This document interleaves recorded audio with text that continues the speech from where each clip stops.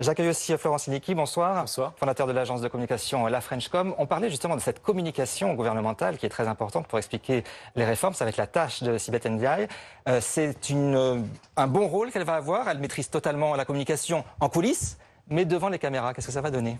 C'est une question, j'ai pas encore la réponse, mais on l'aura assez vite. Ce qu'on sait jusqu'à aujourd'hui, c'est que elle n'a pas été celle qui a permis le retour d'un dialogue apaisé avec les médias. Elle a même d'ailleurs été accusée assez régulièrement d'être à l'origine du lien de tension qui existait avec les médias. Et d'ailleurs, le rôle des différentes personnes qui sont venues au-dessus d'elle à l'Élysée pour gérer la communication, c'était, si on suit la ligne officielle, de débunkeriser justement la communication qu'elle a mis en place. Donc aujourd'hui, on sent plutôt avec cette nomination l'idée que c'est pas un remaniement mais un recroquevillement et qu'elle vient ici renforcer le dispositif gouvernemental, le bunkeriser à l'heure où le président de la République n'arrive pas à reprendre un véritable souffle dans l'opinion.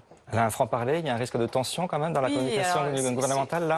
Il est sûr qu'elle n'est pas véritablement réputée pour, je dirais, mettre de l'huile dans les rouages, être une file diplomate. C'est pas la plus grande diplomate, voilà. C'est ça. Et donc, parce qu'il y avait un autre nom qui circulait, c'était celui de Marc Fesneau, qui est aujourd'hui en charge des relations avec le Parlement, qui justement bénéficie toujours d'ailleurs de plutôt ce côté très, très diplomate dans sa façon de s'exprimer vis-à-vis des médias. Là, je pense que c'est un peu plus, c'est un autre rôle qui va lui être demandé et on verra effectivement à l'usage si elle saura se couler dans cette parole avec plus de rondeur, ce qui n'est pas forcément sa grande caractéristique première à première vue. Un pari risqué, Nathalie Moret, cette nomination de Sibeth Ndiaye au porte-parole du gouvernement ?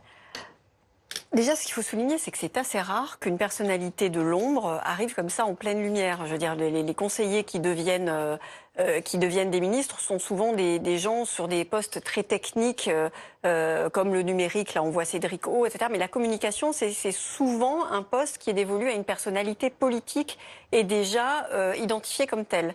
Donc là, de mémoire, c'est la première fois qu'un porte-parole va être issu d'une équipe de l'ombre. Donc ça, moi déjà, rien que ça m'intéresse.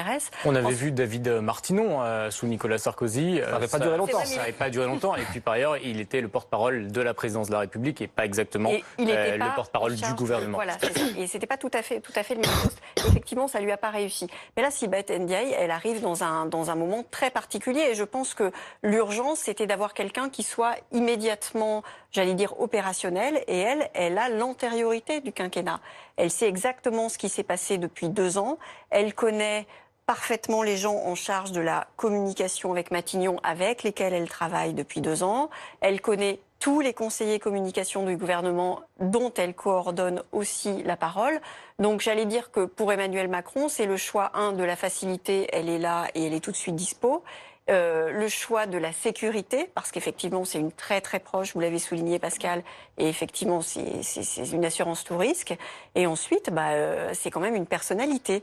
Donc est-ce qu'elle va passer la barrière de l'image? Parce que moi je fais le pari qu'à partir de demain il va y avoir des portraits d'elle, parce que tous les journalistes la connaissent parfaitement bien, et c'est une personnalité pas ordinaire du tout, Sibeth Ndiaye. Donc effectivement la lumière va être sur elle pendant 48-72 heures.